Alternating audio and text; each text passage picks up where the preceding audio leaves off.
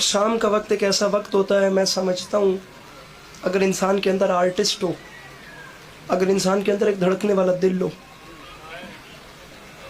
دوسروں کا دکھ سمجھنے والا اس کے اندر اگر دل ہو، دوسروں کی تکلیف محسوس کرنے والا اگر دل ہو، اگر اس کے پاس منظر دیکھنے والی آنکھ ہو، لفظ سننے والی سماعت ہو، یہ وقت ایسا ہے جس وقت انسان دنیا کے جس مرضی کونے پہ اس کا دل اداس ہوتا ہے۔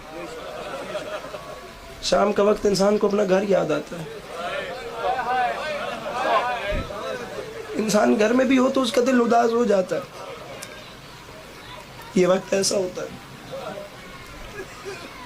میں شام کے وقت خدا جانتا ہے میں بڑے شکستہ دل سے میں دعا مانگ رہا ہوں، میرے مولا آپ سب کو کربلا بلائیں۔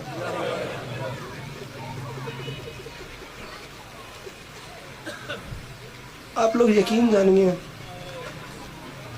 اس نے کہا تھا حسین مجھ کو معاف کرنا، میں زندہ آیا ہوں کربلا سے۔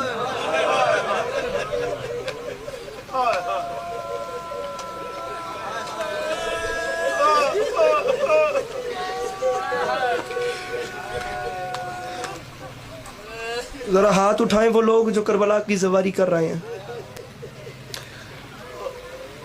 تقریباً 99% لوگ اس مجمع میں وہ ہیں جو کربلا نہیں گئے، 99% لوگ۔ میں ذاتی طور پہ چاہتا ہوں کہ آپ لوگ ہائے کریں، کیونکہ جو میں نظم کا پہلا مصرع پڑھ رہا ہوں وہ بڑا سخت ہے۔ کہتے ہیں مولا آپ نے مجھے کربلا بلایا تو تھا، لیکن مولا میں آپ کے سامنے شرمندہ ہوں۔ مولا اس کی وجہ یہ ہے کہ عجب تھا اکبر کی لاش پر بھی جو میں نے اپنی دعائیں مانگی۔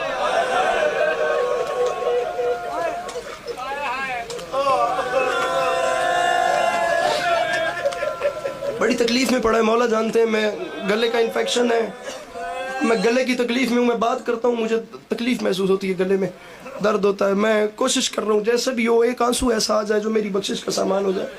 کہتے ہیں مولا عجب تھا اکبر کی لاش، کربلا ظاہر گیا، اس نے کربلا میرے مولا ان آنکھوں کی خیر کریں، یہ جوانی بے داغ رہے میرے بھائی، کیا خوبصورت آنکھیں چھلک رہی ہیں۔ کہتے ہیں مولا عجب تھا اکبر کی لاش پر بھی جو میں نے اپنی دعائیں مانگی، برہنہ سر جو علی کی بیٹی سے بیٹیوں کی ردائیں مانگی۔ کہتے ہیں مولا مجھے معاف کرنا، پڑھ دوں اگلا جملہ۔ کہتے ہیں مولا مجھے معاف کرنا، تڑپتے اصغر کو دیکھ کر بھی نواسوں پوتوں کی خیر مانگی۔ شکستہ قاسم کے ٹکڑے دیکھے، ہم نواؤں کی خیر مانگی۔ اس پورے مجمع میں ہے کوئی بندہ جو اتنی آئے کرے کہ کم از کم پڑھنے والے کا دل مطمئن ہو جائے کہ یہی حق بنتا تھا۔ کہتا ہے مولا مجھے معاف کرنا، مولا میں تیرے زخمی بدن سے ہٹ کر کیوں اپنی سوچوں میں گم کھڑا تھا، جہاں پہ کنبہ قبیلہ سارا زمین پہ بکھرا ہوا پڑا۔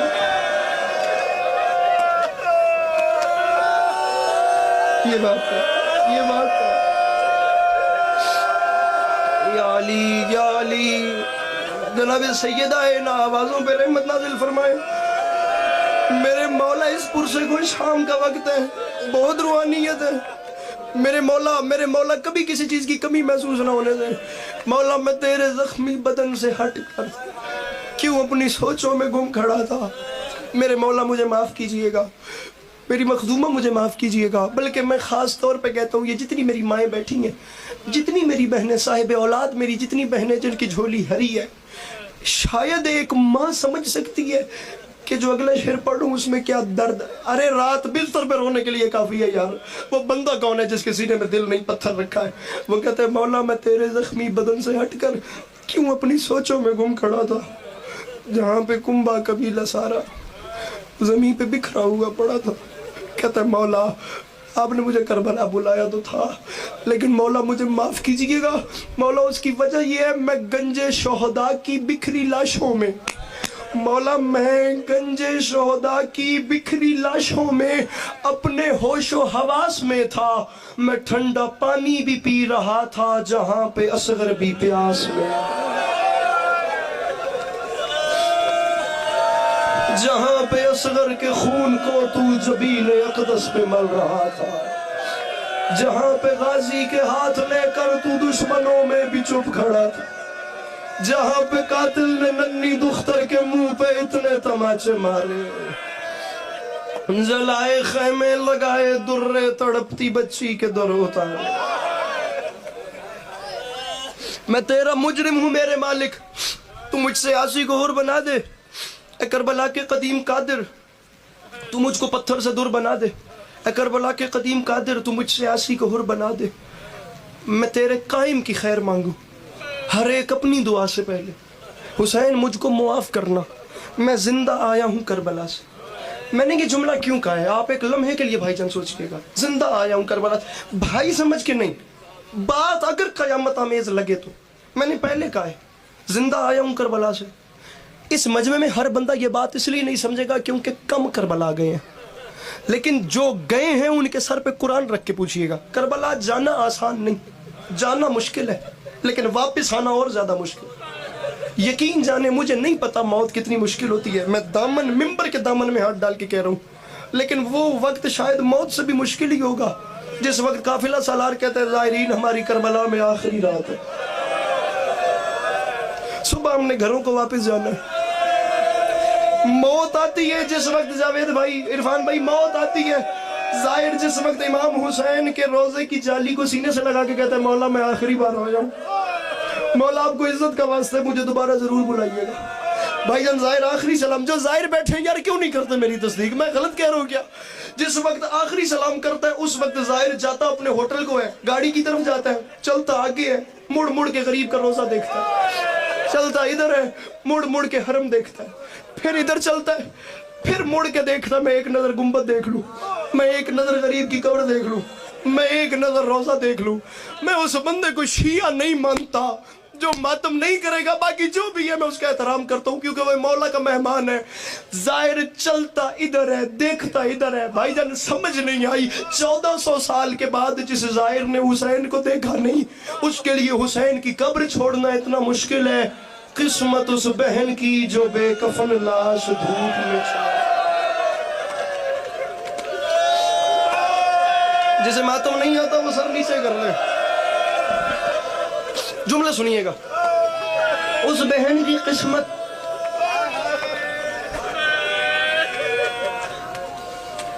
اپنے بھائی کا بے کفن لاشا دھوپ میں چھوڑ کے بہن شام چلی گئی۔ امام حسین کی 2 اولادیں تھیں جو کربلا سے بچ گئیں۔ آخری جملہ، ایک سید سجاد، بولیے، ایک 4 سال کی بیٹی، 2 بہن بھائی جو کربلا سے بچے۔ مجھے ایک ایک سوال دونوں بہن بھائیوں کا سنانا، لیکن اس سے پہلے میاں جی اگر اس مجمع میں جانتا نہیں ہوں، کوئی سید بیٹھا ہے ابھی کھڑے ہو جائیں، بزرگ اگر کوئی سید ہے تو چلے جائیں وہاں جہاں اس کنارے پہ جہاں یہ مائیں بہنیں بیٹھی ہیں۔ سید بزرگ کوئی اٹھیں سفید ریچھ وہاں جا کے کھڑے ہوں، سر پہ قرآن رکھیں کسی بھی بہن کے۔ میں ابھی یہ بات میں صدقے جاواں، میں ثابت کر کے دینے کو تیار ہوں، ابھی بھی ان مستورات میں کتنی ایسی بہنیں ہیں جو اپنے اندر یہ مان رکھ کے بیٹھی ہیں میں بے وارث نہیں، میرا بھائی میرے ساتھ ہے۔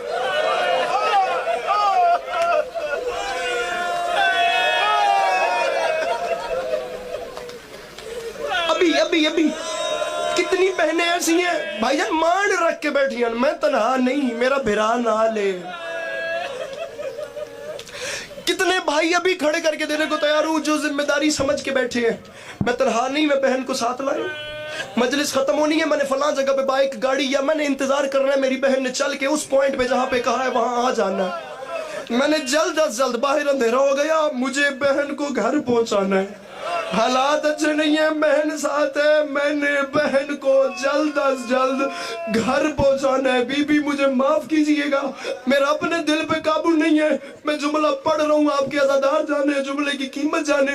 بہنیں مان رکھ کے بیٹھی ہیں، بھائی ذمہ داری سمجھ کے بیٹھے ہیں، میرے ساتھ میری بہن ہے، رکھ میرے سر پہ قرآن۔ علماء مقاتل نے لکھا 1600 میل کے سفر میں بابا کے قاتل جب بھی تماچا مارتے تھے شکایت نہیں کرتی تھی، سجاد کی زنجیر ہلا کر فقط اتنا کہتی تھی، بھیا ہم گھر کب جائیں گے، سجاد گھر کب آئے گا۔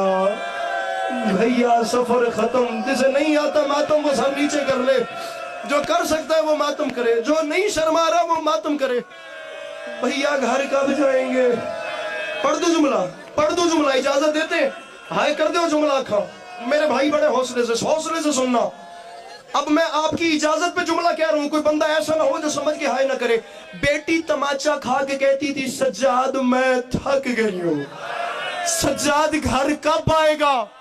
امام زمانہ ہو کر جب بہن کے سوال کا جواب نہیں ہوتا تھا, میرے امام رو کر فرماتے تھے پھوپھی اماں دعا مانگ اب سجاد کو موت آ جائے.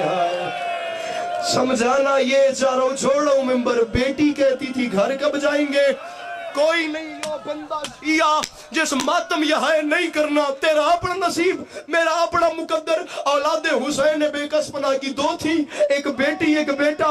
بھائی جب بیٹی کہتی تھی گھر کب آئے گا, بیٹا کہتا تھا موت کب آئے گی. رکھ میرے سر پہ قرآن. اور جو موت مانگتا تھا وہ مدینے واپس آ گیا. اور جو جینا چاہتی تھی وہ شام میں, جو جینا چاہتی تھی وہ شام میں مر گئی. جو موڑ موڑ پہ گھر کو یاد کرتی تھی وہ پردیس میں دفن. مولا علی علیہ السلام کی دکھی بیٹیاں, آپ لوگوں کے یہ آنسو اپنی بارگاہ میں قبول